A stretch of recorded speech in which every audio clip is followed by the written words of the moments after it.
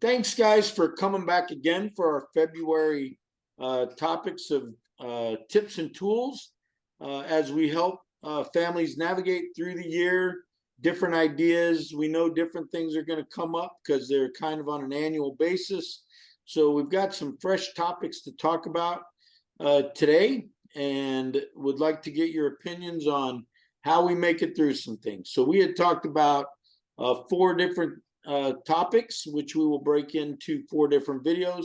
But just to kind of be an introduction, we're going to talk about how do we do Valentine's Day on a budget, still make it meaningful. February, love to have car sales and TV sales and big appliance sales. We were talking about it before, or I was with Deb, that it seems like Christmas time is all about the kids. All the ads are for the kids.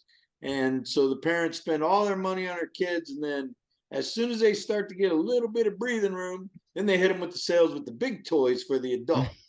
So that's coming. Also now, February is the time to start planning on vacations. What are you going to do over the summer? How are you going to spend your money?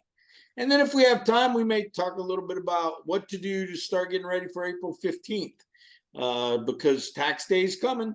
So how do you handle that so that you don't have the stress of going through that? So with that, let's get started and let's talk about Valentine's Day on a budget. Valentine's Day on a budget. You gotta have a budget. I think that's the key. And it's super important that yes, Valentine's Day is one day. So you don't want to break the bank just for that one day, but you also want to make sure it's very special for that special person in your life.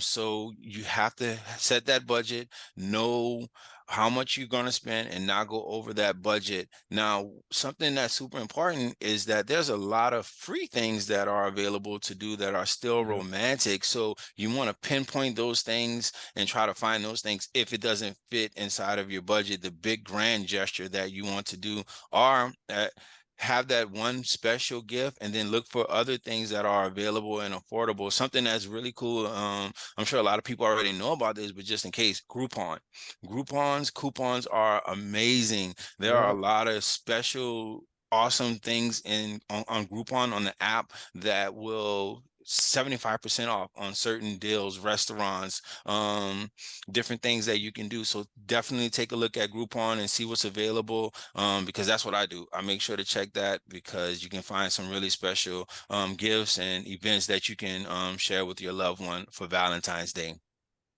100%. And I think adding on to what Derek said, I think doing meaningful things or doing things that really, invoke some emotion that show real thoughtfulness for your partner will go a long way, more than just those expensive gifts.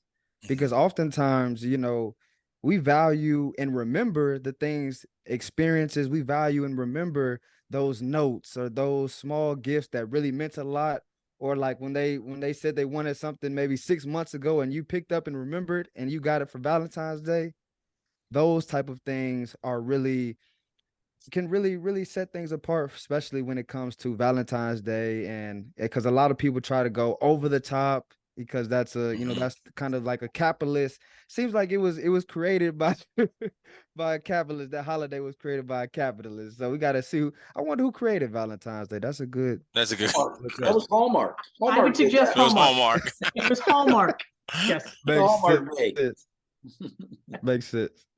Exactly. So if I can just jump in as the married wife of the group, I totally agree with what you guys had to say, especially when you were talking about finding things to do or thinking about things that are meaningful.